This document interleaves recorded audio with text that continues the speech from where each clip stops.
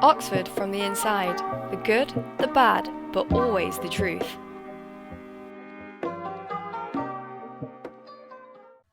Hi, I'm Megan, and welcome to today's episode of Oxford from the Inside, the good, the bad, but always the truth. Today we're joined by Mason and Siam. Would you like to introduce yourselves? Hi, I'm Mason. I'm a first year chemist at Somerville College.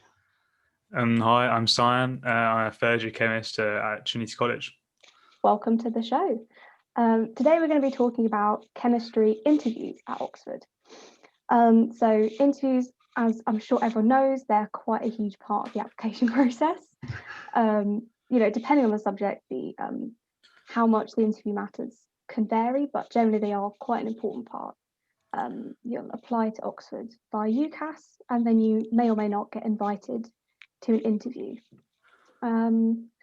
For people interviewing this year, so this November, December, the universities, as far as we're aware, is doing all the interviews online. Just the logistics are way too difficult to do in-person interviews. And obviously we don't know what's going to happen in the future. So we'll try and keep this general, but online interviews will be as similar as they can possibly make them to in-person interviews. So hopefully this will still apply. Let's get started. So just Mason first, it's hopefully freshest in your mind. How were your interviews structured? So how many interviews did you have? What colleges were they and how long, that kind of thing? Yeah, so I had two interviews and they were both at Somerville. I had one on the Monday and one on Tuesday. So they were sort of, spread out like rather than them all being on one day.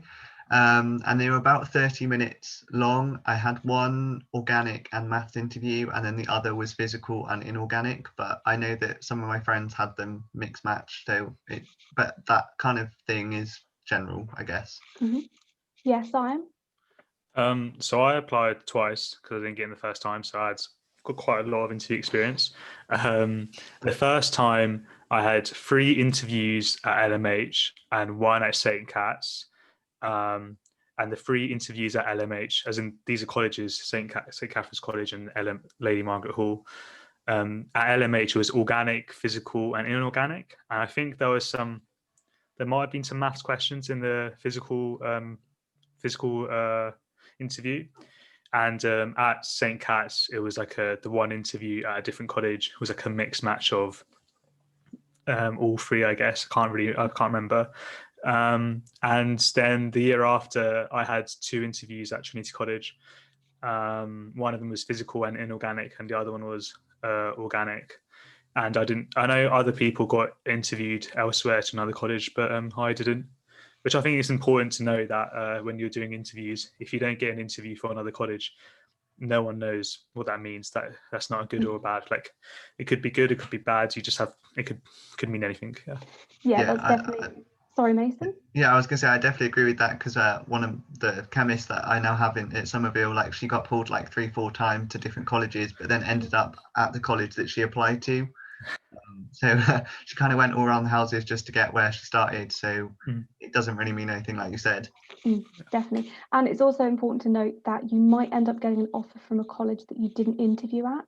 They do try to interview you if they're considering giving you a place at a college, but you might not have been interviewed there and you might still get an offer for them. So you're not limited to where you've been interviewed.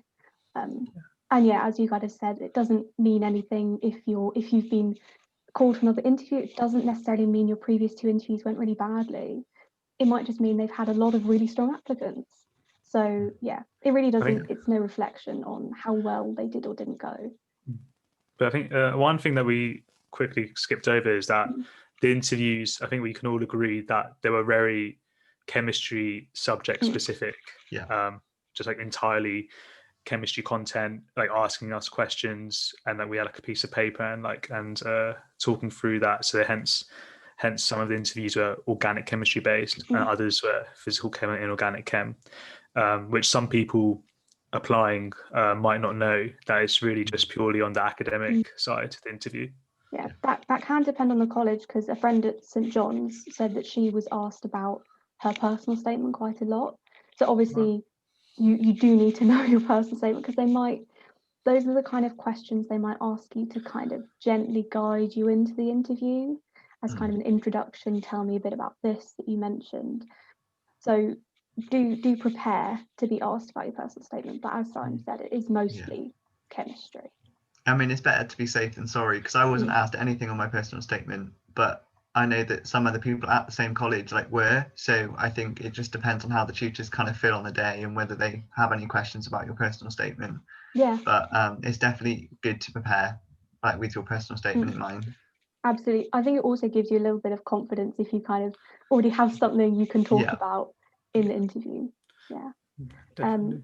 And just the people you're being interviewed by, they are the tutors who teach at that college. So every interview is done at different colleges. They're done by different tutors. The department obviously do try to standardize the interview, so no tutors are harsher than others. But just be aware that when you're applying to a college, those are the people you're going to be interviewed by, who are the people who are teaching you if you get in. And the interviews actually, I'd say very similar to the tutorial system, if not identical. So once we've got in obviously, and we have tutorials with our tutors, and they're very identical to the interview. Like they ask us questions, we stop and think, we try to work out, we ask them questions to clarification, and they guide us through the answer. So it's I mean, some people say this, and it is true, as hard as it is, but trying to enjoy the interview is would be the dream. To enjoy the interview, go through this process of trying to discover the answers that they're asking you, and working that through with with your interviewer, the tutor, because they want to see if they can teach you, and if you can show that you can work with them and learn from what they're saying, then that is good, because that's how it would be for the rest of the degree. Yeah, because at the end of the day, I remember someone saying these tutors are leading academics in the field of chemistry. So even if you don't get in, try and take most of the opportunity, because you're never going to not necessarily going to get to be in that position again. So if you kind of view it as positive in that respect, then things might go a lot more smoothly. Yeah, definitely. And the tutors, they're trying to get as much out of you as they can. They're trying to see how much you're willing to maybe make a guess, even if it's wrong. They are trying to get as much out of you as they can. So they might, if you're really stuck, they might give you hints and try and lead you through. I mean, you're not going to be completely on your own. I think also, sorry, Megan. No? I think talking out, speaking out loud, your thought process is also really important, because if you're doing all the thinking in your head and not writing it down, your ideas, or talking them out loud, they just have no idea what you're thinking. You could be just sitting there oh no, I have no idea. Or you could be thinking through some really good ideas, or some and if you speak out loud what you're thinking, they want to guide you towards the answer. So they will say oh, actually, have you considered this? Have you considered that? But you can't have that discussion with the interviewer if you don't speak out loud, which is really important. Yeah, exactly. It's such an important point. And kind of building what you were saying, they might even, if you're thinking something through, they might even go, oh, actually, no, go back to that last thought, because that's kind of where the right place to start. So they will pick up on what you're thinking and use that to guide you through the question. Yeah. So, yeah, I suppose another thing to add is that it might sound quite scary having to sort of take everything that you're thinking out of your brain and tell someone, and you worry that they're going to go, you're that stupid, but they honestly won't. And even if you're not confident, even if you do it a little bit, they understand that you're nervous because it's interviews. And even if that's just how you are as a person, they will still work with that. And they're really accepting of different personality traits, of how confident people are sort of discussing things with people.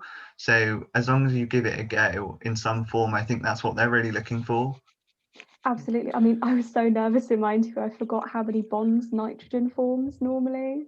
So like they're quite forgiving with people being nervous and anxious about it. Yeah. Oh, forgets how many bonds nitrogen has, is here to tell the tale at uni. What? Exactly. We Somehow, love- clearly they pitied me. They're like, clearly she's out of her depth.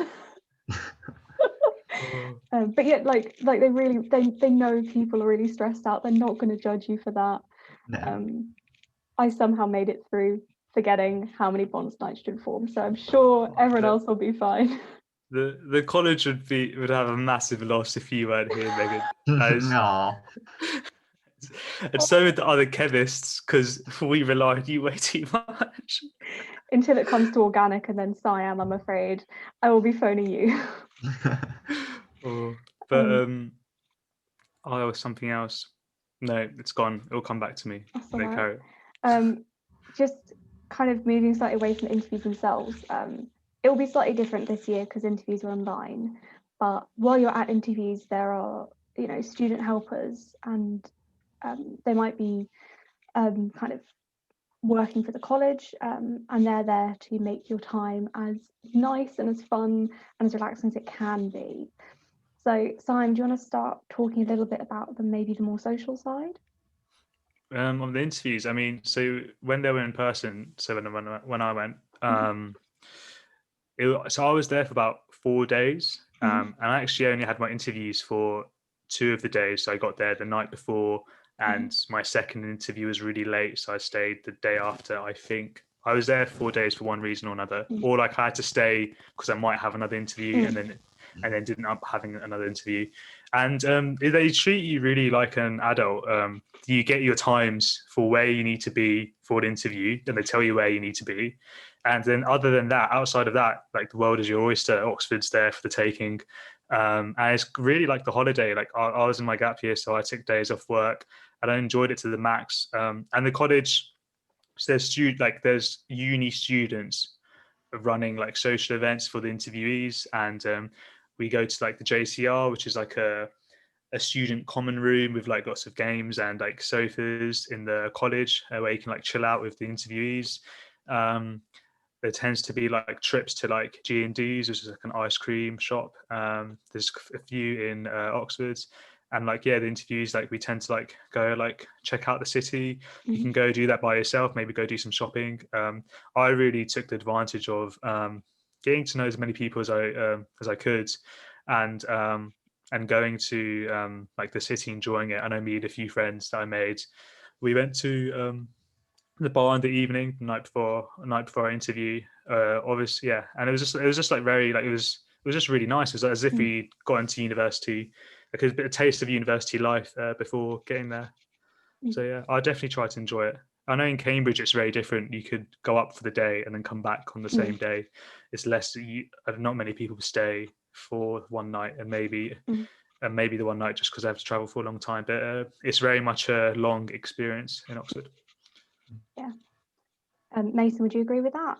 Yeah, I would definitely agree with that. I think because interviews are sort of, beginning of December, but for chemistry, it's sort of nearing the middle of December, sort of near Christmas sort of thing. There was like the Christmas market and all the Christmas lights, and it kind of just adds to the magical beauty of Oxford even more. So like going out at night and seeing that and just exploring, like Siam said, then it's just so much nicer and such a great experience because everyone sort of bonds over everyone's sort of fear for the interviews, and everyone's in the same sort of boat, so you sort of become quite close knit with everyone quite quickly, which I think is quite nice. Definitely, yeah. And they're I think unfortunately, you make friends at interviews and it's not guaranteed you're all going to make it in, but it's quite nice kind of showing up in freshers. We can go, hey, I remember you from interviews, how have you been, you got in, isn't this? So you can really make friends for the rest of your degree at interviews. Yeah. It's yeah, and it is, you are there for, as Simon said, you could be there for 4 days. Sometimes in a lot of cases, because you might be asked to go to another college for an interview, but the student helpers and the college don't know, whether you'll be called to another interview until the day after, because obviously the tutors have to talk everything through.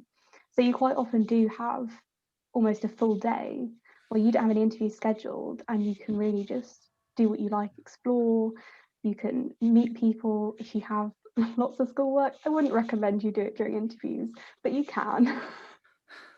I think one thing that really helped was all of the social activities outside of the interview sort of like takes your mind off the interview, it calms you down, and then because you're not constantly doing work or anything, your like brain's fresh for the interview, and I think that's a really good position to be in. So anyone doing interviews this year, try and give yourself time, like more time than usual, to just relax, because interviews can be quite intensive and they do require a lot of brain power, but like Siam said, they are somewhat enjoyable. That's a really important point, particularly because people will be at home taking interviews. Normally you wouldn't be spending the whole day preparing for your interview. You wouldn't spend the 2 days before preparing for your interview. You'd be meeting people and exploring. So really do give yourself the time off, because you need it. You really, really need it. I'd say like you need to like if there's like an exam or an interview, you have to. For me, I personally like to like rest my mind beforehand, like as if it was like a sports event. You wouldn't train the day before, like So yeah, I try not to revise like the night before an exam, just because I need to like mentally prepare and like calm myself, and then and I'd say the same with the interviews. As Mason said, I definitely agree with that approach of enjoying your time, or just like if you're doing it online, just like not doing any chemistry the day before, so then you can go into it fresh. That'd be the preferable way for me. Absolutely, yeah. And talking about kind of preparing for interviews, how can you prepare for the interview? Mason, do you want to go first? I think a big thing that I did, and I think we mentioned this a bit earlier, was breaking down my personal statement and just sort of, I remember sticking it in the middle of a giant A3 piece of paper and just sort of annotating around it so much so that I ran out of room, but just making sure that if there was a concept, a mechanism or a book, that I was getting all my thoughts onto paper, so that if they asked me about it, then I could talk about it quite easily. Because if they like, oh, you've read this book, and then you sit there and can't say anything about it, then even though you probably have read it, they're probably going to think, well, this person's not read it and they're not that interested. But if you can get into the mindset of like explaining things and going like beyond what you've written, then it really shows that you've actually done what you've said you've done, and I think that's really helpful for interviews. Yeah, that's a really great point. Yeah, that's actually, I didn't actually do that, but I think that's a really, really good idea to like write down the things that you've learned and annotate, breaking down everything and annotating all the things that you can draw from that. That's like really good as well for revision in general and like tutorial work, because you're expected to do that when you answer the exams. And I'd say that would probably, obviously not only just about your personal statement, but it's about practicing just talking about chemistry. And talking about topics that you're interested in, and maybe analysing the thoughts a little bit and saying, okay, well, this didn't quite go far enough, so maybe I don't know that fully, but here's what I could suggest. It's about kind of thinking really critically about what you've written and what you've learned. Because I think with chemistry, I mean, and it applies to all sciences, it's not the sort of subject where at school you would sit down and have a discussion about a topic very regularly, but in interviews and in tutorials you kind of need to be able to discuss your thought process and like the problems, and you don't normally do that. It's normally, here's the content and you go away and learn it in your own sort of time. So finding someone, or even just yourself in your bedroom, which it ended up being for me, just chatting out loud about chemistry, and vocalizing what you know and what you think will really help. Yeah, it's really important. It's something that feels quite strange. As you both were saying earlier, talking out loud in an interview is so important, and it feels really unnatural and really uncomfortable. So just practicing that is really, really important. Sian, do you have anything to add? What did you do to prepare?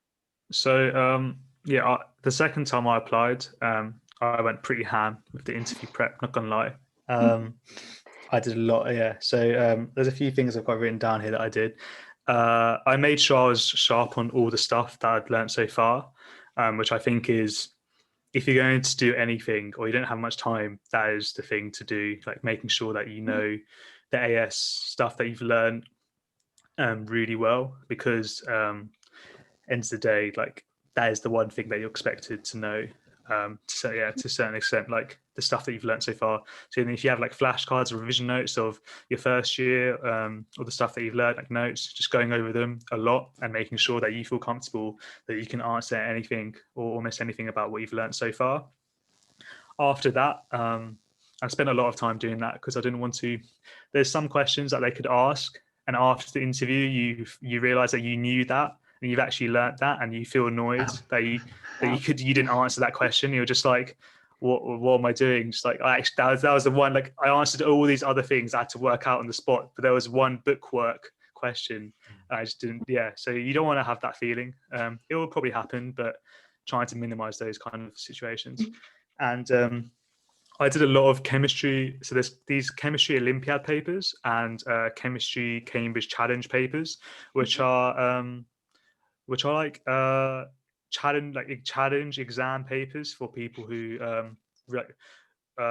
really want to who really like chemistry and like want to get a certificate in doing these doing these exam papers.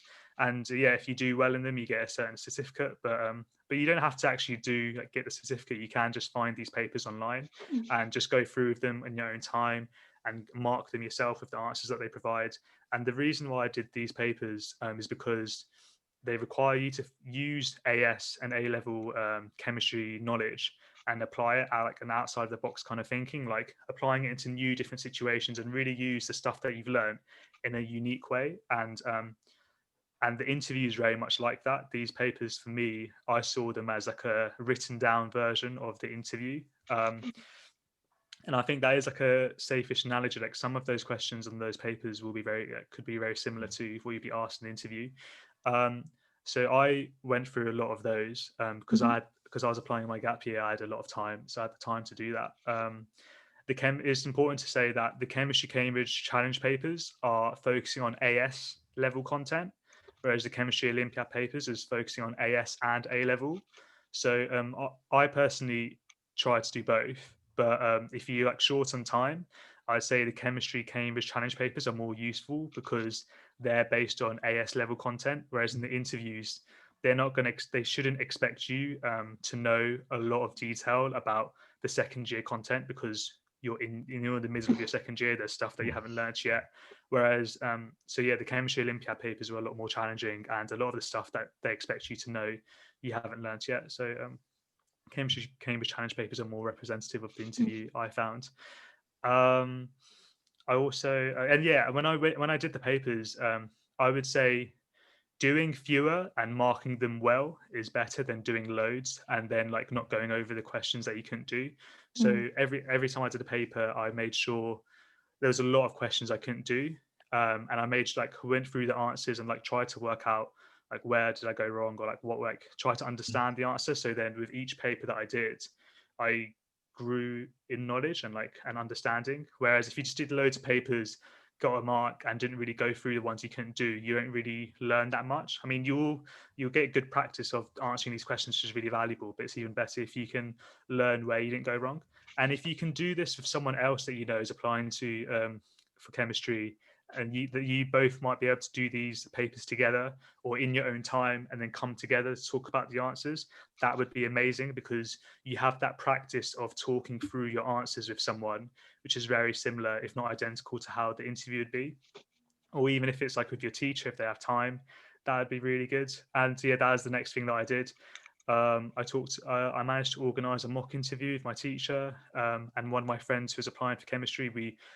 In both those situations, I utilized the practice of being able to talk through chemistry with someone else, which was really helpful. And if you don't have anyone else, then like talking to yourself is definitely a good way. Like talking to yourself and also questioning the things that you think you know, and be like, well, how can I why is it that, how can I justify this? And a lot of the time it will be you can't justify it because you haven't learned it yet, but sometimes you can justify the things that you think you know through stuff that you've learned. And it's good to ask yourself that, because in the interview they'll ask you that. If they think that you could justify something that you've said, then they probably will ask you like, well, why does carbon not have 5 bonds or 4 bonds? I could clear that could be a classic question maybe.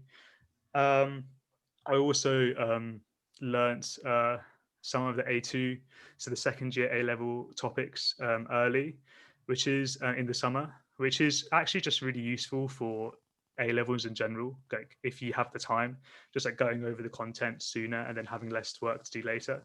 And just because they might ask you something that is in the second year A-level, and but I think it's important to note though, if the interviews ask you something that you haven't learnt yet, to say like, oh, by the way, like I haven't learnt this, but I'll give it a shot anyways, because then you've let them know that you don't know, and then the interviewer can then assess whether should you continue going with this or and actually say, oh, if you haven't covered this, then we'll ask something else. Or they might actually know that you don't know and they want you to work it out. So yeah, it's important to say when you're unfamiliar with something, but to still probably give it a shot, because there's a good chance that you might not know it on purpose. And yeah, as I said before, I applied in my gap year because I didn't get in the first time. And if anyone doesn't get in the first time, I personally found it really much easier to apply during my gap year, because I didn't have interview prep and A-levels to juggle with. I just had all of the time to focus on the interviews. So yeah, and then it worked out. And I felt a lot more prepared. I felt really prepared for interviews, and then when the interviews came, I felt like I've tried my hardest, so I can just enjoy this experience. Like I had done all of the revision. I don't feel like I should spend any more time revising, because I'd spent so much time, and I can just enjoy like meeting people, etc. Whereas the first time round, I was like stressed like night before, just like reading over the notes because I really left it for the last minute. And yeah, those are my advice. I don't know if you guys agree or disagree with anything I said. Yeah. Well, sorry. Did you want to say something? I was just going to say that I think I agree in the sense that knowing what you like have been taught at AS very well is very good, but like not just knowing it, but trying to understand it. Like if you've got a mechanism, rather than just going, oh, that's the mechanism, trying to be like, okay, understanding why does this happen? Like obviously, like you said, you're going to have a limited knowledge of it, but at least if you have some reasoning, like it's really good, because they kind of like they could, in my interview, they took something from AS and then put it in a completely like different situation that I'd never come across before. And if I hadn't understood what I'd learned at AS, I wouldn't have been able to make that jump. And I think they're not testing you, do you know the textbook? They're testing, do you understand the textbook, and do you understand chemistry generally? So they're not just expecting you to know completely random stuff. They're just expecting you to be able to use the skills that you've got. So anything that practices skills like you said, I think is really good. Yeah, I definitely agree with that. And it's kind of the tutors don't want you to be able to answer straight away. That defeats the point. Now they just know you're really great at memorizing facts. That doesn't really teach them anything about you. So they don't want you to be able to regurgitate. They want you, as you've been saying, Mason, to be able to go, okay, this is an unfamiliar context, but I can understand it by looking at this. Yeah, because like I remember someone saying, like, if you just know the answers to everything, then why are you applying to do chemistry as a degree? Because there's no point in you doing something that you just know everything of anyway.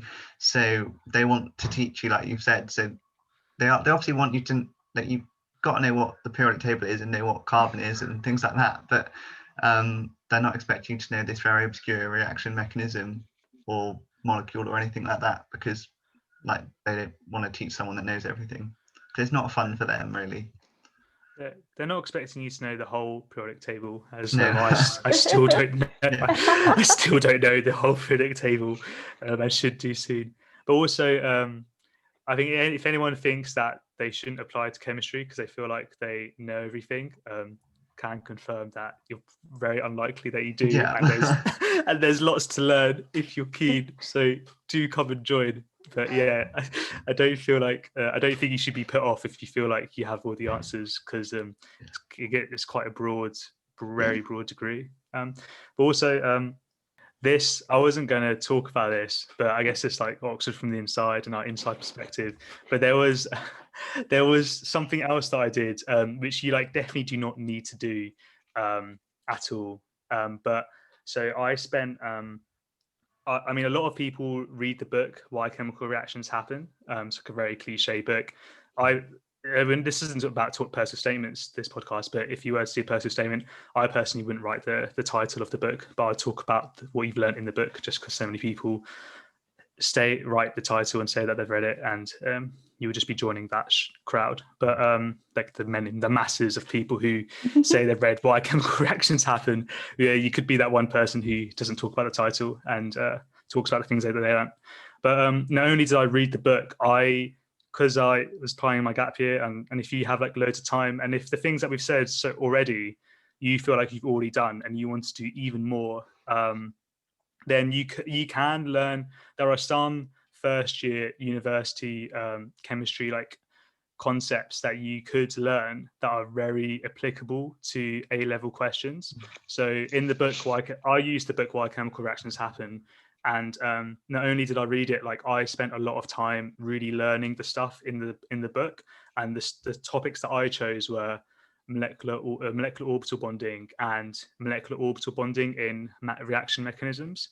And if you can do that, like if you can not only read the book and like but actually spend time to learn it really well, and spend time to learn it so well that you feel comfortable in the interview answering questions using those concepts that you've learned, then that, like when in the interview, if they ask you about a mechanism, they are like, what's happening here, and you can talk about the mechanism from the perspective of, oh, the electrons have left from this bonding orbital into like going in there, attacking into this anti-bonding orbital. They'll be like blown away because they've clearly seen that not only have you learned like know the stuff of the A level, the AS, but you've like gone above and like learned something in the university. And what's great about these concepts in Why Chemical Reactions Happen is that the stuff that you learn is directly relevant to your A level. Like it's just, there is a deep understanding to the stuff that we learn in A level that you can use like the uni understanding.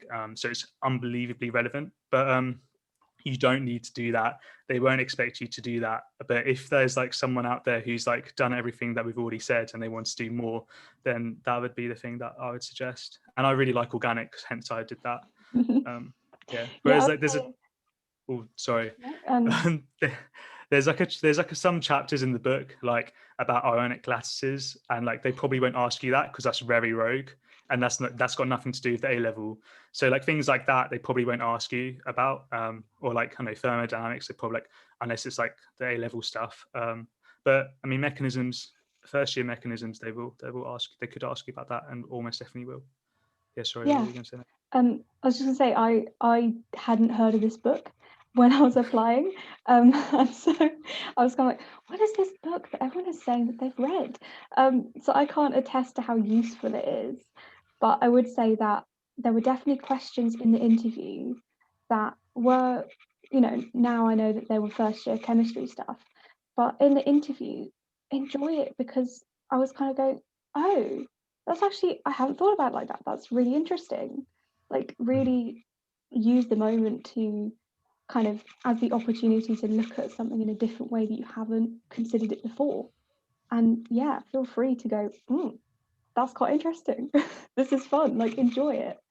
Yeah, like interviews you a time to be a giant nerd and be like not ashamed of liking chemistry. Most people at school would be like, oh, you like chemistry, that's really interesting. But like here you're allowed to be interested in chemistry, and that goes for all interviews and all subjects, but here you're allowed to release your little chemist and be happy about chemistry.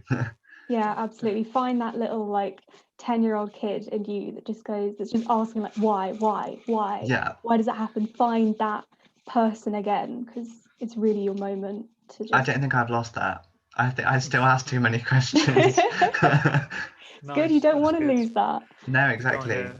Yeah. And if you're like so interested in what you're talking about in an interview and you want to ask the interviewer questions, like then go ahead. Like or why is it that happens? Like what you said, like things like that. Like definitely like run with it if you want to ask the interviewer. Absolutely. It's an opportunity for definitely. you as well. Yeah, make the most of it. Yeah. I mean, I feel like it's a pretty good summary of interviews. Do either of you have any more advice? You know, what advice did you want to hear when you were about to go into your interview, and what advice would you want to give to other people? The one thing that someone told me, I think it saved me, was when you're faced with a problem and you just have no clue what to say, just say, I don't know, but, and then finish that sentence. And like, it's basically just a nice way to start your thought process if you don't really know. And it kind of gives you that buffer of your brain catching up with your mouth. Because often you do know it or you do have an idea, but it's just not come to you like in that very small instant, and it shows that you're thinking about it. And I think that's just like if you, I mean, I think I said it about tens of times in my interviews over the 2 days, but it was really helpful because you're often in a situation where you just have no clue whatsoever and you don't know where to go, but just saying I don't know, but, and then you can go from there. I think it's also important to say that I mean, like we had a tutorial yesterday, and like in our tutorials now, it happens all the time. The tutor will ask us a question, and we have no idea, and we just sort of like we're like, I'm not sure, but from what we've seen, maybe this, and then they'll like guide us through. So I think it's nice to know that in your interview, if the interviewer asks you a question, you don't know the answer straight away. That is what it's like for all of the current university students in their tutorials week after week. Like that is how it's supposed to be like. So if you feel like in the interview you don't know the answer, that is normal and that's not a bad thing, and run with that. Like, and then like ask them like, oh, it might be this because carbon does A, B, and C, and then they'll guide you through that journey. Yeah, absolutely. I mean, if you know all the answers, quite frankly, you should be doing a PhD already. Why bother with the degree in the middle? You know, you're not supposed to know everything already. And the tutors don't know everything either. You know, no one can know everything. So yeah, it's fine. But also, I think in situations like interviews or exams or things where you really want to do well, thinking about in terms of like managing your stress, thinking about the worst case scenario, and then realizing that that's not that bad at all, and actually the worst case scenario is really good, can like really make you feel quite calm going into an interview. That if all else fails, like you've probably got 4 very good offers from other amazing universities, and where you're having an amazing time. And it's okay. Like the result of this isn't that deep. It's fine. And I know loads of people who've really enjoyed their undergrads elsewhere, and they've come to Oxford to do their PhDs. So like if it doesn't work out, like you can like always apply later if you want to, if there's like the right PhDs here for you. I think whatever happens, it works out really well for most people, if not everyone. And I think if you have that perspective going in the interview, like this isn't actually that I really want to do well, but if it doesn't go well, it's all going to be more than fine. Then you can go in calm and enjoy it. You won't be stressing, which is good. Absolutely. I think I put quite a lot of pressure on myself during the interview. Before the interview, I was like, oh, I can't fail this. But actually, as you said, what's the worst that can happen? You're going to end up at another brilliant university. It's really not the end of the world. It's and even if your like heart, and I think a lot of us is your heart is set on Oxford, it's not like you apply once, if you've not got in, you can apply again next year. It's not the best case scenario, but often taking a gap year, then you could do amazing things in that year that you wouldn't have thought of doing, and reapply and give it another shot. It's funny you said that, because that literally happened. That literally happened for me. I did lots of things in my gap year that I didn't think I'd ever do, and not getting into Oxford the first time for me was like the best thing that happened in my life. So the reason I reapplied was because I did further maths, and I really wanted a chemistry course that had a lot of maths because I really enjoyed maths. the chemistry course specifically, and what I imagined the people at Oxford to be like really mattered a lot to me, because I feel like I could see myself enjoying that degree and enjoying the city, the college life, and being around people who are like go-getters and like doing things and being inspired by that. So hence I reapplied and enjoyed the process. So yeah, like you can always reapply as well. Like the worst case scenario is that it's not that bad. Whether you go elsewhere, take a gap year and use that year out and reapply. Yeah, and even if you don't, no, go on. Sorry. Go on, Mason. I mean, it is easier in hindsight to say that. When you're at interviews, it's very much, it is the be all and end all. But Yeah. I mean, I remember someone saying that, like, oh, in hindsight, it's not that bad, and me going, no, but it's like the end of my life if I don't get in. And now I'm sat here saying it's not the be all and end all. It really is not the be all and end all if you don't get in. Yeah. And I think just it's important to note in terms of getting to interview, the tutors don't interview you if they don't believe you can get in. Yeah. And if they don't want to teach you, they're not going to interview you. It's a waste of their time. It's a waste of your time. So the fact that you've been invited to interview means you deserve a place, and the tutors believe that you deserve a place, and all you have to do is prove it. Yeah, we know the tutors. They wouldn't see you if they didn't think it was worth their time. Yeah. They're too busy. They have enough time. I mean, they're not going to waste their time if they don't think you can get in. So that makes no sense. They do actually. They do obviously think that you can get the offer, because why else would you be there? And make the most of it. Yeah, exactly. I think that's quite a nice place to end. So, yeah, thank you, Mason and Siam. Thank you so much for joining. No worries. Thank you for inviting us. Yeah, thank you everyone for listening. I hope you found this useful, and good luck to everyone who's interviewing, everyone who's applying, everyone who's got offers, everyone who hasn't, and anyone else listening. Thank you very much for listening, and until next time, bye-bye. Bye. Thank you. See ya.